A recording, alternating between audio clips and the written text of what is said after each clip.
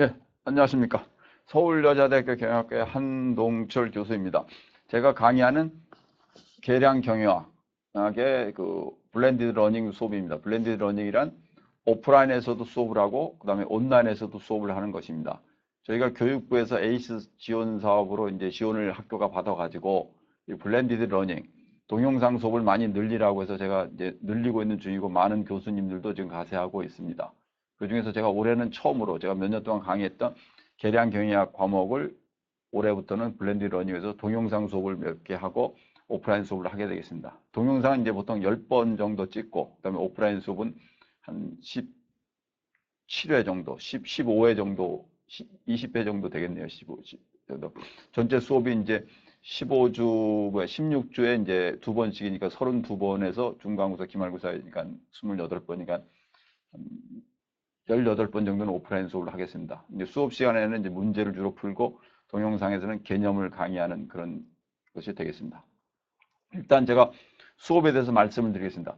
이 계량 경영학 수업은 이제 미국에서 발전한 경영학이라는 것이 이제 하나는 수학적인 접근하고 또 하나는 행동적인 접근합니다. 쉽게 해서 숫자와 말로 문제를 풉니다.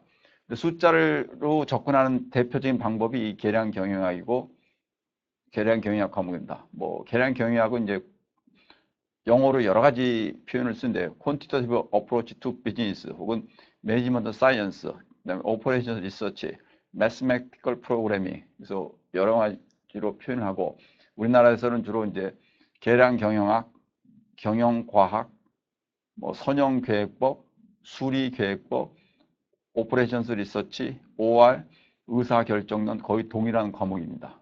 그래서 오늘은 첫 번째 동영상이기 때문에 제가 경영과학의 개념에 대해서 말씀을 드리겠습니다.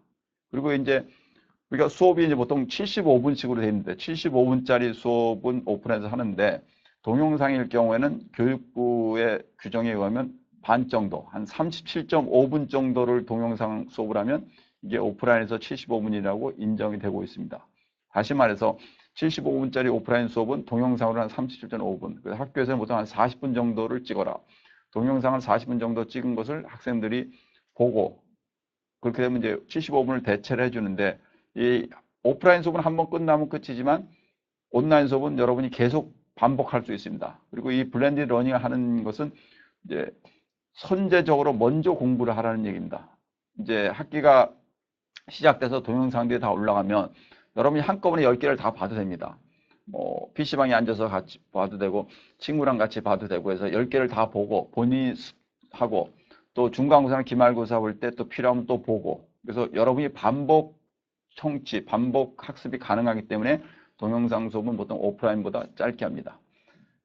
이 계량 경영학 수업은 이제 중간고사와 기말고사와 출석으로 되어 있습니다. 중간고사가 40점이고 기말고사 40점이고 출석 20점이고 중간고사 마지막 시험 보기 전에 제가 중간고사에 나올 문제들을 이제 요약해서 패턴을 보여주고 거의 그대로 나오고 이제 문제가 좀 변합니다.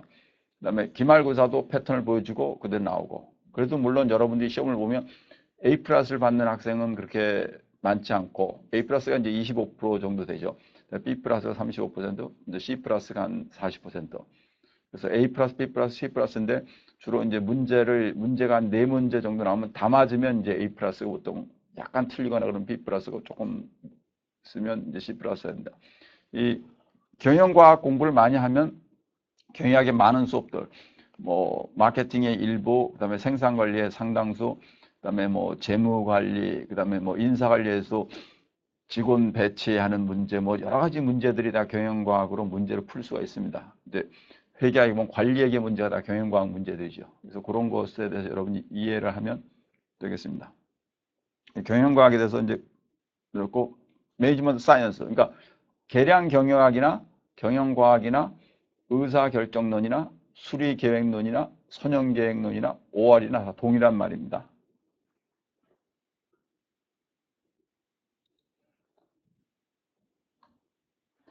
그래서 이 교과서는 여기 부산에 계신 이제 유 교수님하고 저하고 둘이 같이 썼는데 제가 이론 쪽을 먼저 쓰고 그다음에 유 교수님이 고치고 다시 고치고 서로 해가지고 이제 했고 11장으로 되어 있습니다. 그래서 1장은 이제 경영과학의 기본 이론이고 나머지는 전부 계획적인 모델입니다. 수학적인 모형들. 선형계획, 정수계획, 수성문제, 할당계획, 네트워크, 폴트 CPM, 게임 이론, 의사결정 분석, 예측 이론.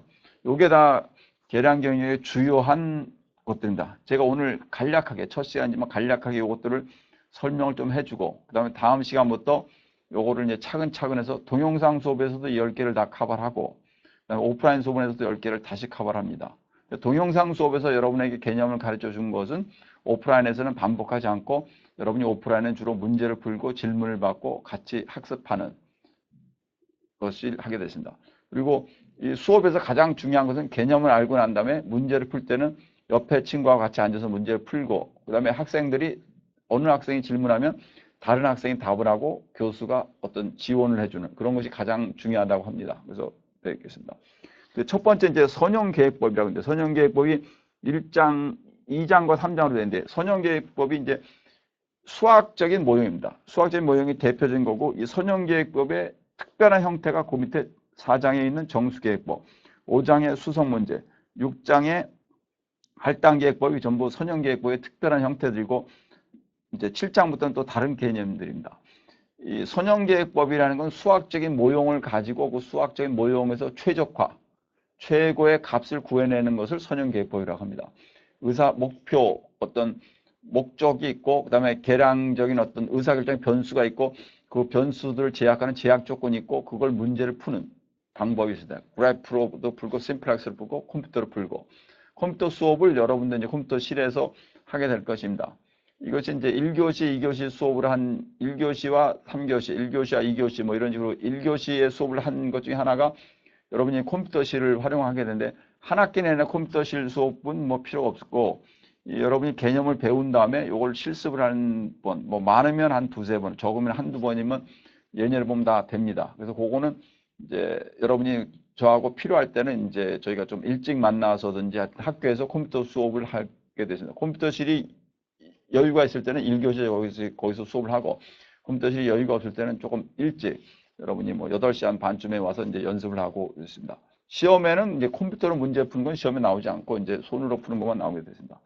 선형계획법이라는 것은 결정 변수를 가지고 수학적인 문제를 풀어서 값이 나오는 거.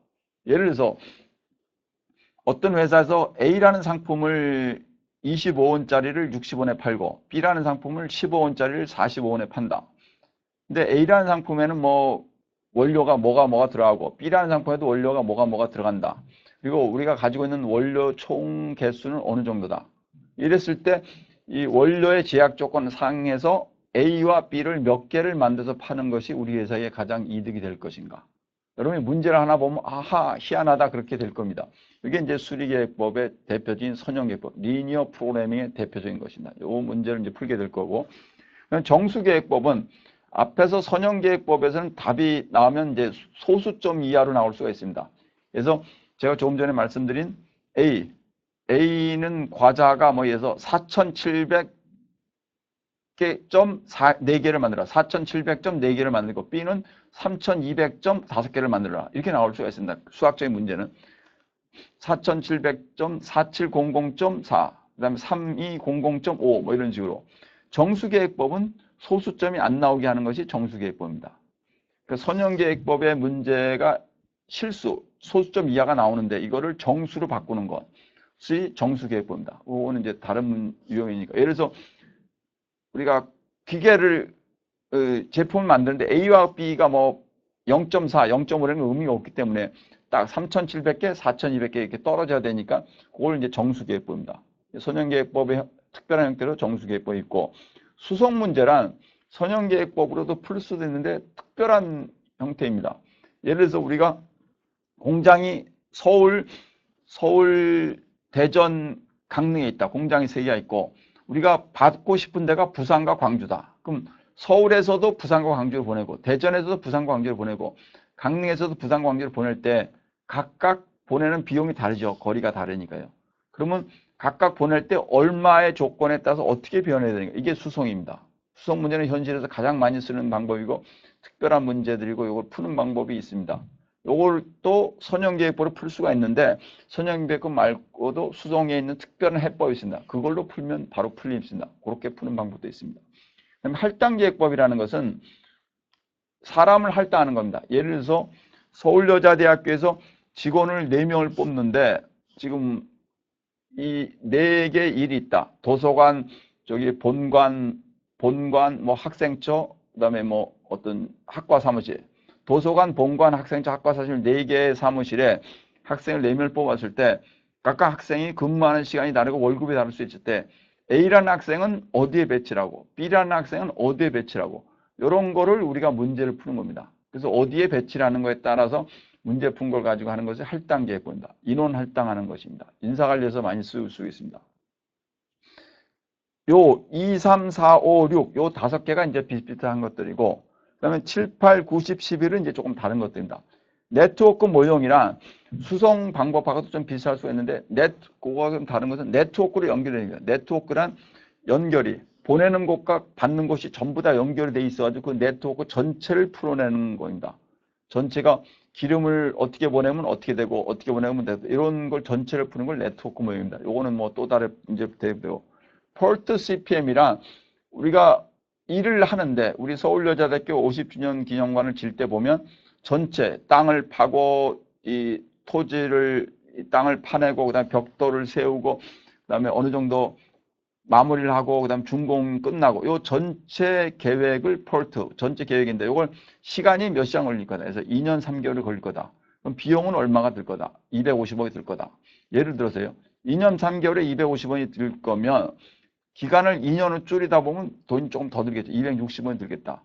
그럼 기간을 줄이면 어느 정도 값이 올라갈 거냐. 전체적인 문제를 풀어가는 것이 이제 폴트 CPM입니다. 이것도 재밌는 계획입니다.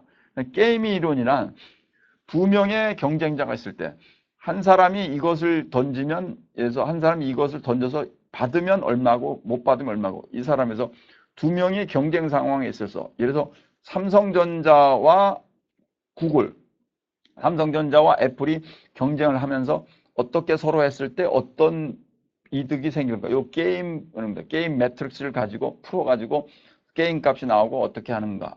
이런 문제가 이제 게임입니다. 여러분이 지금은 야, 이게 너무 황당하다 이럴지 모르지만 이제 문제를 풀어다 보고 한 학기 하다 끝나면 아하 이렇게 이해를 할 수 있습니다. 그다음 의사결정 문제는 디시전 추리라고 하는데 전체적인 의사결정을 추리를 만들어 가지고 나무처럼 만들어 가지고 이 각각 문제에서 어떻게 풀어가서 어느 것이 최적 대안이다. 확률을 집어넣고 하는 풀어가는 것입니다. 그럼 이제 마지막에 예측이라는 게 미래를 예측하는 거. 서울여자대학교가 2030년에는 학생이 몇 명일 거다. 요 예측이랍니다.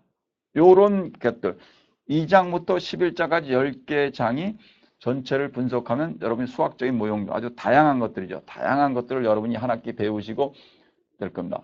물론 이 계량 경영학에는 이거 말고 또 다른 어드밴스드 테크닉들이 있습니다. 근데 보통 그것은 대학교에서는 잘 안 하고 이제 대학원 수업에서 하게 되고 여러분이 해서 진학을 해서 뭐 미국에 가서 MBA를 하거나 박사를 하게 되면 더 기법들을 배우게 될 것입니다. 그건 나중 문제고 이런 기법들만 알아도 현실에서 많은 도움이 되고 있습니다.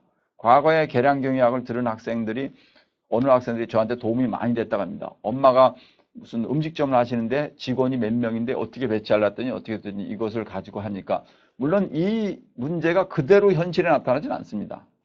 그런 것은 없는데 여러분이 이 문제를 풀다 보면 문제를 보는 생각이 생깁니다. 그걸 가지고 되는 겁니다.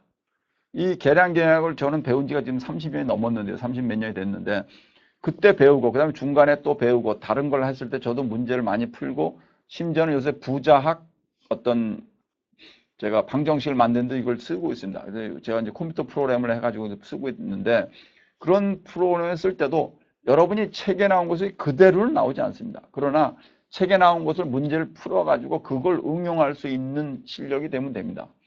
서울여자대학교는 기독교 대학입니다.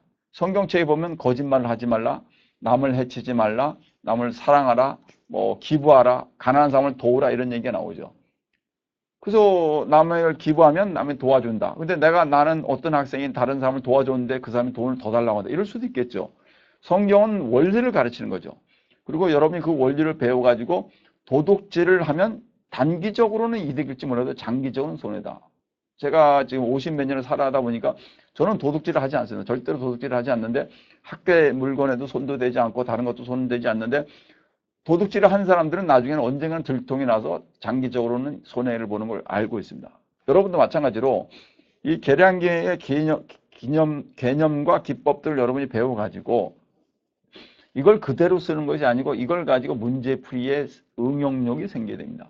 여러분은 그것을 습득해서 여러분이 나는 앞으로 여러분이 화학공장에 가거나 자동차 회사에 들거나 삼성전자에서 반도체를 설계를 하거나 아니면 한글과 컴퓨터에 가서 프로그램을 짤 때 이런 논리적인 것들을 활용할 수가 있게 될 것입니다.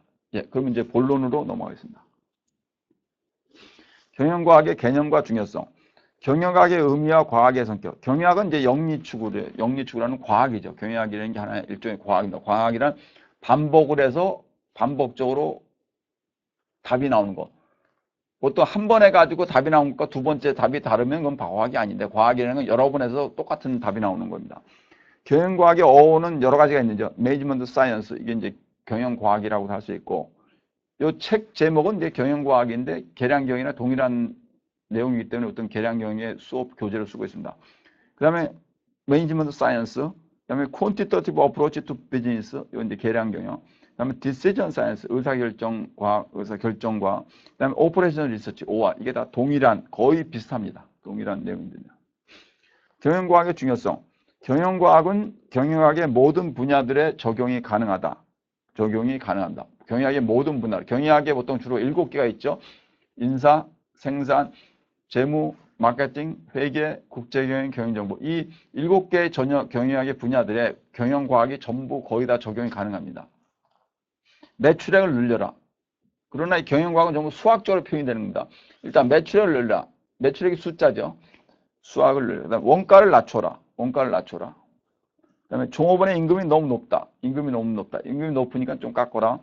원유 가격이 오른 것이 전반적인 경영생산에 악영향을 준다. 원유 가격이 오르면 나쁜 영향을 주고 원유 가격이 내리면 좋은 영향을 줍니다. 2015년도에 원유 가격이 2014년부터 계속 내리니까 우리나라 경기가 좀 좋아졌고 대한항공이 갑자기 흑자로 돌아섰다. 이런 발표가 있었습니다. 기업 전체 물류 수송비를 줄여라. 이게 이제 수송비를 줄여라. 아까 보면 수송계획법 있죠. 그게 트랜스포테이션 프로그래밍이 이겁니다. 건설계획의 우선순위를 정하고 전체적인 시간 단축을 도말해. 이게 폴트 CPM이 나온 겁니다. 광고 효과를 최대로 할 수 있는 매체 전략을 작성하는. 이게 선형계획법에 쓰는 겁니다. 인원 배치 방식을 바꿔서 작업시간의 효율성을 늘려라. 이게 이제 할 단계. 기업의 여유 자금을 외부 주식과 채권에 투자하는 비율을 조정하라. 이게 이제 선형계획법, 정수계획법이 나오는 겁니다. 앞으로 돌아가서 여기 보시면 여기 선형계획, 정수계획, 수송 계획입니다. 이게. 그다음에 할당 계획, 네트워크 모형, 포트 CPM, 게임 이론, 의사결정 분석, 예측 이론. 요것들이 전부 여기에 나온 겁니다. 제가 다시 설명을 해드립니다. 매출액을 늘려라. 이것은 뭐 선형계획법이 될 수도 있고 뭐 의사결정 분석이 될 수도 있고 원가를 낮춰라. 이것도 이제 의사결정 분석이 될 수도 있고 뭐 됐죠. 종업원 임금이 너무 높다.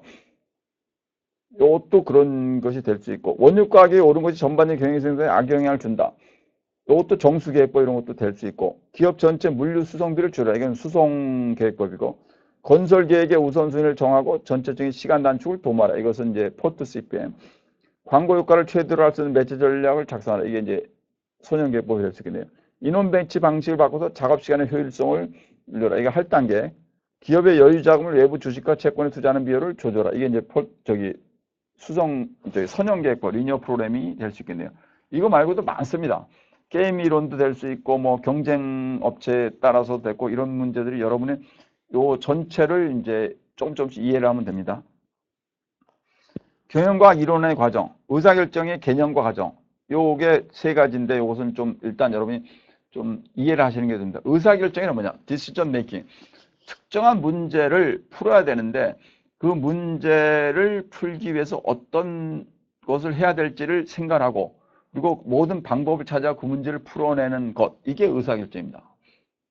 제가 요새 나이를 먹다 보니까 몸이 조금 여러 군데가 아프답니다. 약간 허리가 약간 아플 때도 있고 눈이 약간 그럴 때도 있고 뭐 혈압이 좀 높다. 그럼 제가 그거에 맞춰서 허리가 아플 때는 어떻게 하고 그거는 뭐 자연 치유를 하고 눈이 아플 때는 양이 그러니까 의사들과 그다음에 한의사도 하고 그다음에 제가 뭐 자연요법도 좀 하고 그 다음에 혈압이 높을 때는 운동을 하고 뭐 양이도 쓰고 이렇게 여러 가지를 하면서 이제 합니다. 이게 이제 의사결정입니다. 제가 어떤 걸 결정하는 거. 경영학에는 그런 의사결정이 거의 매일 나오죠. 어떤 문제를 풀어야 되는 거. 의사결정의 개념과 과정. 개념이란 뭐냐? 의사결정은 특정한 문제를 이해하고 그 문제를 풀어내는 방법을 찾아내면서 해법을 구하는 것이 의사결정입니다. 목표의 수립, 목적이 뭐냐? 올해 매출액을 20%로 올려라. 여기 목표 수립입니다. 매출액을 20% 올려라. 재벌 회장들이 그런 얘기를 하죠. 뭐 구글이 전 세계에다 인공위성을 쏴가지고 전 세계의 모든 지역을 인터넷이 통하도록 하겠다. 이게 목표 수립. 목표를 달성할 수 있는 방안들을 비교해서 최저간을 도출해라. 매출액을 20% 올리려면 어떤 방법을 해야 되냐? 우리가 M&A 해야겠다. 다른 회사 사야겠다. 뭐 이런 거죠. 구글이 전 세계 인공위성을 쏘려면 인공위성을 지구 상층배 한 50km 위에다 올려가지고 거기서 무인기를 올려가지고 그걸로 하겠다. 뭐 그런 방법 되겠죠. 그다음에 도출된 해법을 경영 현실에 적용하는 거. 이 방법 나온 거. 우리가 M&A를 해가지고 회사를 몇 개 산다. 몇 개를 사냐? 4개를 산다. 국내에서 2개, 해외에서 2개. 이 4개를 사가지고 우리가 매출액을 20% 올리겠다. 이게 이제 되는 거고. 구글이 인공위성을 몇 개 쏘냐? 2,500개를 쏘겠다. 2,500개를 쏴가지고 그걸 가서 아프리카와 남미, 아마존 지역에 인터넷을 하겠다. 이게 이제 전체가 되는 겁니다. 그럼 이런 거의 의사결정의 개념과 분석이고 여러분은 이런 것들을 이 과목, 계량 경영학이 의사결정론입니다. 문제를 풀어서 그거에 해답을 적용해서 그것을 갖는 것. 근데 문제를 풀다 보면 문제가 너무 복잡해지면 손으로 못 풀죠. 최근에는 다 컴퓨터로 풉니다. 그럼 왜 우리는 컴퓨터로 풀지 않냐? 여러분 지금 개념을 모르기 때문에. 그래서 여러분이 이 문제를 개념을 제가 가르쳐주고 그다음에 여러분이 손으로 풀고 그 다음에 컴퓨터로 풀게 됩니다. 컴퓨터로 풀고 여러분이 손으로 푼 것과 컴퓨터로 푼 것이 답이 똑같으면 아하 그렇게 되겠죠. 여러분이 컴퓨터실 서울여대 209호인가요? 컴퓨터실에서 문제를 풀어보면 됩니다. 여러분이 실습을 하면 알겠습니다. 경영과학 이론화의 과정. 모델링이란 뭐냐면 모델이란 현상을 압축한 걸 모델이라고 합니다. 현상을 압축한 걸 모델이라고 그래요. 이 모델은 크게 2가지가 있습니다. 경영학에는. 하나는 수학적 모형, 이 매스메틱컬 모델은 수학적인 모형이 있고 또 하나는 행동적 모형, 말로 하는 모형입니다. 이게 여러분이 좀 배웠을 건데 조직행동론이나 소비자행동론에서 하는 게 이제 전부 조직행동론, 오거나이제이션을 비헤비어, 그다음에 컨슈머 비헤비어 이게 이제 행동 모형입니다. 조직행동은 기업체 내부의 직원의 행동, 소비자 행동은 기업체 외부의 소비자 행동. 그 내용이 비슷비슷하죠. 뭐 귀인 이론도 있고 태도도 있고 거기 뭐 여러 가지 나오죠. 그다음에 그러니까 수학적인 모델은 수학으로 문제를 푸는 거고 이 행동적인 모델은 말로 문제를 푸는다. 그 모델링은 왜 하냐? 현실은 너무나 복잡합니다. 그 현실을 압축화해 가지고 모델로 만들어서 중요 변수들을 뽑아가지고 그 모델을 가지고 그 모델로 풀어가지고 모델의 답이 나오는 걸 하는 겁니다.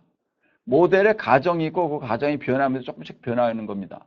여러분 이걸 이해하게 될 겁니다. 일단 모델이란 뭐냐? 모델이란 현실을 축약해서 표현한 것을 말한다. 나중에 알게 되겠지만 내가 아들이 3명 있다. 그럼 3명이 각각 돈을 하루에 얼마씩 번다. 한 번 나가면 얼마씩 비용이 든다. 그러면 이 문제를 어떻게 풀어요? 이게 이제 모형입니다. 그런 문제를 이제 모형화하는 거죠. 복잡한 현실에서 중요한 것들을 추출해서 이것들을 가지고 만든 모델을 가지고 실제적으로 문제를 풀어볼 수 있다. 실제로 문제, 그 수학적으로 문제를 푸는 거죠. 모델에서 나온 해답을 현실에 적용시켜 보아서 효과가 있으면 우리는 그 다음부터 모델을 자주 사용하게 된다. 그 모델이 효과 없으면 그건 못 쓰는 거죠. 저는 요새는 이제 컴퓨터 모델을 많이 쓰는데 컴퓨터로 모델을 만듭니다. 제가 요새 이제 수학적인 모델, 이 경영과학에 나온 것과 제가 행동적인 소비자 행동에 나온 거 이런 걸 섞어가지고 이제 컴퓨터 모델을 제가 만들어서 뭘 하냐면 부자학 전문가 시스템을 만들고 있는데 그게 뭐냐면 어느 45세 먹은 사람이 와가지고 컴퓨터에 대고 물어봅니다. 컴퓨터가 이렇게 합니다. 선생님은 집이 있으십니까? 그러니까 예, 집이 있습니다. 선생님은 일주일에 일을 몇 시간 하십니까? 예. 선생님은 기부를 많이 하셨습니까? 예.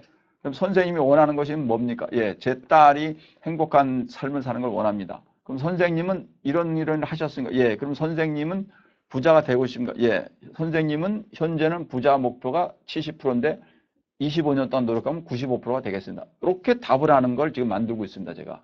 제가 퇴직하면 이걸 이제 많이 활용을 하고 세상에 도움을 주려는데 이거는 이제 컴퓨터 모델인 거고, 그러니까 여러분이 수학적인 모델을 다 컴퓨터화해서 쓰고 있습니다. 여러분들이 경영과학이 이제 발전하면 다 수학적인 모형을 컴퓨터화해서 현실에는 다 컴퓨터로 쓰고, 우리도 지금 이제 컴퓨터로 풀 건데 주로 마이크로소프트, 빌 게이츠의 마이크로소프트가 만든 엑셀을 가지고 씁니다. 여기 나온 것들 엑셀을 푸는데 저는 예전에 엑셀이 아니고 저기 뭐 QSB, 뭐 린도 이런 걸로 제가 80년도에 문제를 풀 때는 미국에서 이런 거 공부할 때는 린도, 서울대학에서 할 때도 이걸 서울대학에서는 아주 옛날 방식을 했고, 그 다음 미국 같은 린도, 그 다음 QSB 이런 걸로 뭐 풀었습니다. 근데 요새는 이제 그런 거 잘 안 하고 이제 엑셀로 표준화해서 쓰죠. 그러니까 컴퓨터 모델로 푸는 방식을 쓰고 있죠. 여러분들이 한번 해보면 알게 될 겁니다. 경영과학의 응용, 아까 이제 앞에서 여기서 이제 설명했던 거, 요거죠. 요것들을 이제 압축한 거죠. 그래서 뭐 직원 배치라는 게 인사관리죠. 직원 배치라는 게 인사관리에서 직원이 어떻게 쓰냐. 생산계, 이게 생산관리죠. 생산관리. 그다음 매체 결정, 이게 마케팅이죠. 광고. 경쟁 전략, 이게 뭐 국제 경영의 경쟁 전략이 될 수도 있고, 뭐 생산 전략일 수도 있고, 원가 관리, 이게 이제 회계학이죠.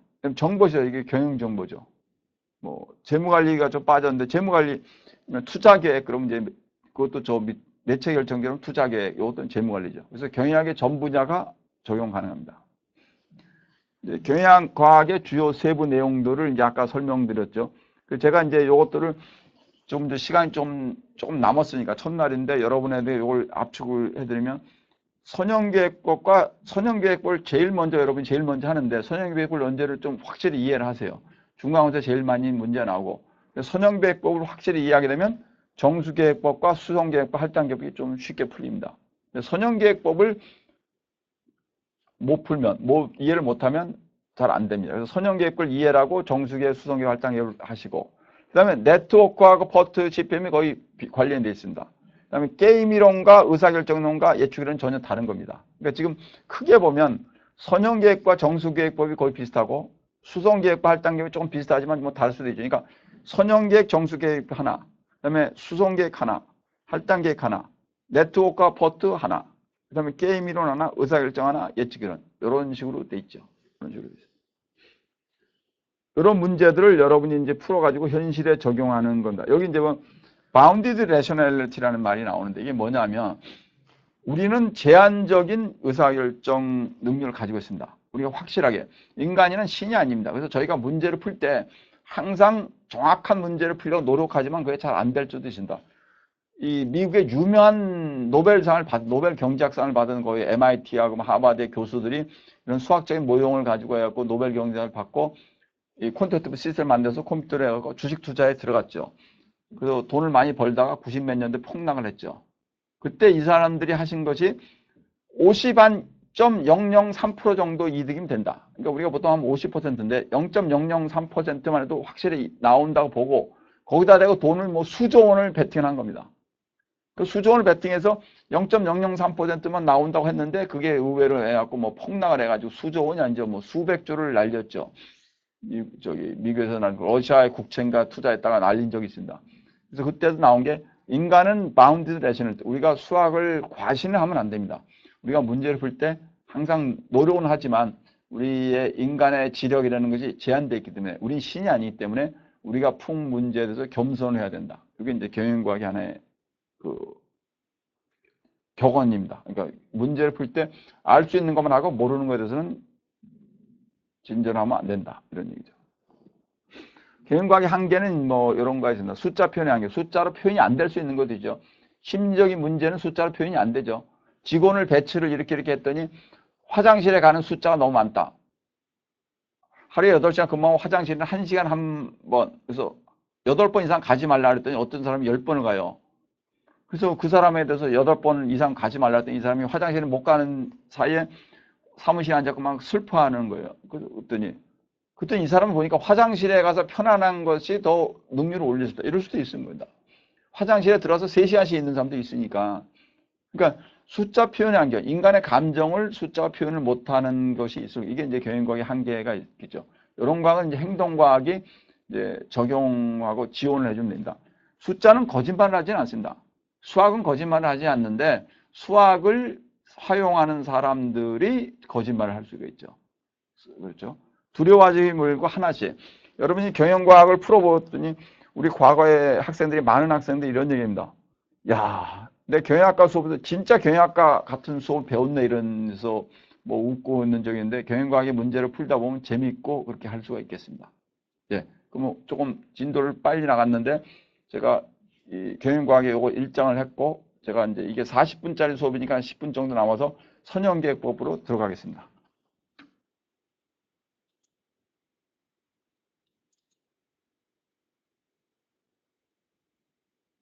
이게 선형계획법입니다. 이게 이렇게 이제 아까 나온 거고 선형계획법. 선형계획법 기본 개념.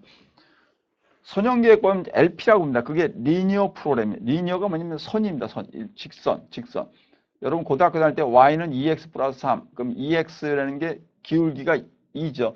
y는 2x 플러스 3이 직선이죠. 이 직선 가치로 문제를 푸는 겁니다. 선형계획법은. 리니어 프로그래밍은 경영과학에서 가장 기초적이면서도 활용성이 풍부한 계량적인 기법이다. 가장 중요하죠. 전 세계 거의 모든 경영과학에서 제일 먼저 소개되는 방법론이다. 여기서 선형이라는 말은 직선을 의미한다. 직선은 기울기와 동일하게 연결된 선의 결합체이다. 경영과학의 선형계획법. 이 문제를 이제 먼저 봅니다. 이 문제를 이제 보십시오. 이게 이제 선형계획법이라는 건데, 선형계획법의 모형화. 우리는 이 문제를 푸는 겁니다. 뭘 푸냐? 여기 x1과 x2가 값이 얼마냐? 이 문제를 푸는 겁니다. 아시겠습니까? 이게 선형계획법의 가장 기본적, 아마 이 세상에서 가장 작은 모양일 건데, 제가 이걸 가지고 설명을 좀 장시간 할 테니까 이해하세요. 선형계획법 모형화의 기본 개념. 목적함수 최대화. 목적함수는 뭐냐? 목적함수는 최대화와 최소화 두 개밖에 없습니다. 왜? 선형계획법은 최대와 최소밖에 없습니다. 중간의 것은 별로 의미가 없습니다. 왜? 우리가 최대로 매출 최대를 250억을 할 수 있다. 그러면 250억을 하면 달성하는 거고 못하면 조금씩 덜, 240억을 했으면 좀 덜 한 거고 230 이렇게 된 거죠. 그래서 그다음에 손실, 이익은 최대화를 해야 된다. 이익은 최대화는 손실, 비용은 최소화를 해야 되죠. 저 50주년 기념관을 건설하는데 예를 들어서 얼마가 들 거다 비용이. 그 비용을 최소화를 해야 되겠죠. 그러니까 두 가지가 있습니다. 경영과학에는 이익은 최대화. 적으세요. 이익은 최대화. 이게 profit maximization. 손실은 최소화. cost minimization. 이익은 최대화하고 손실은 최소화하는 게 선형계획법의 아주 경영과학의 기본 개념이고 이걸 objective function, 목적 함수라고 얘기합니다.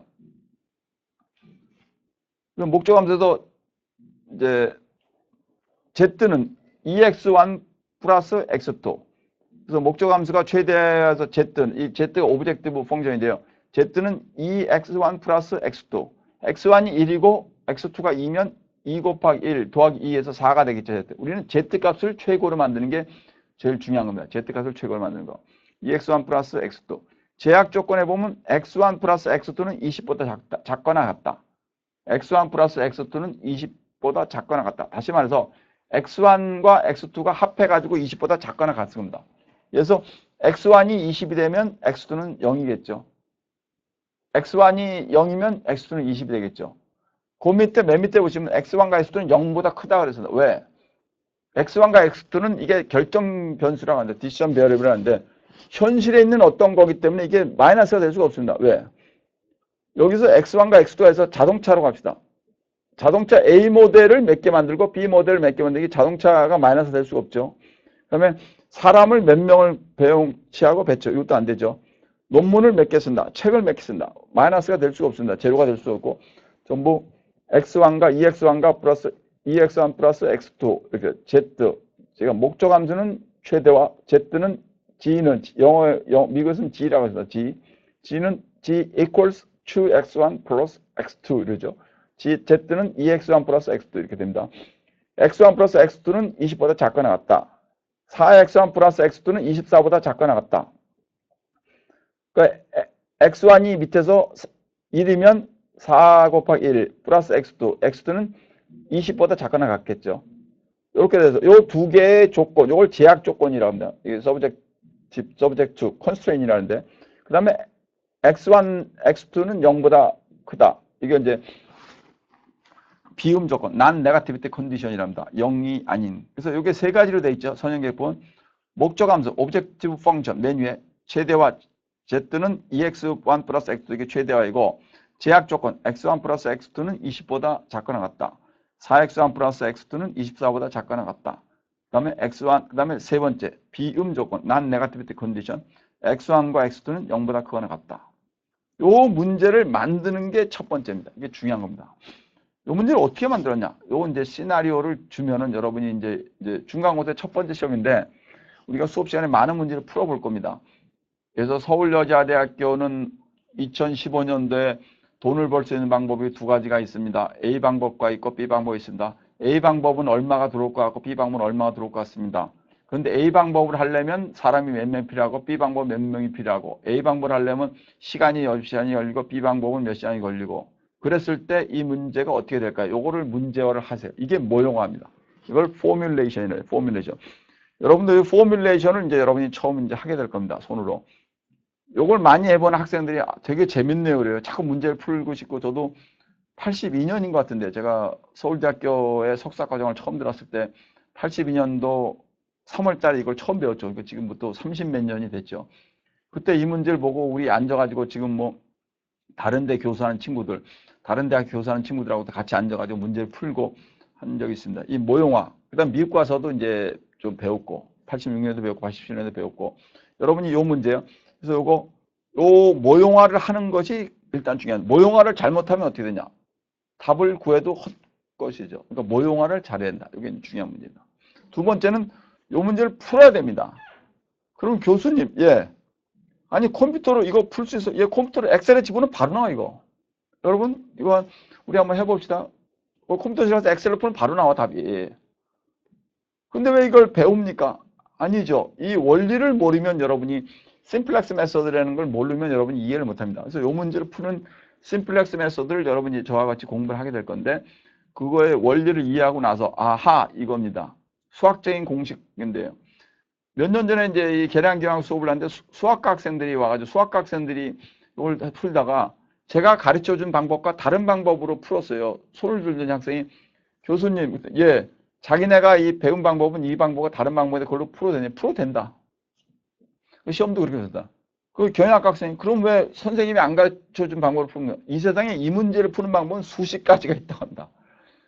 제가 서울대학교에서 이 문제를 푸는 방법을 배웠고 그다음 미국의 박사과정 청와대 조지아 주립대에서도 이 문제를 푸는 걸 배웠고 세인루이스에서 이걸 배웠어요. 세 군데에서 배웠는데 전혀 다른 방법들 씁니다.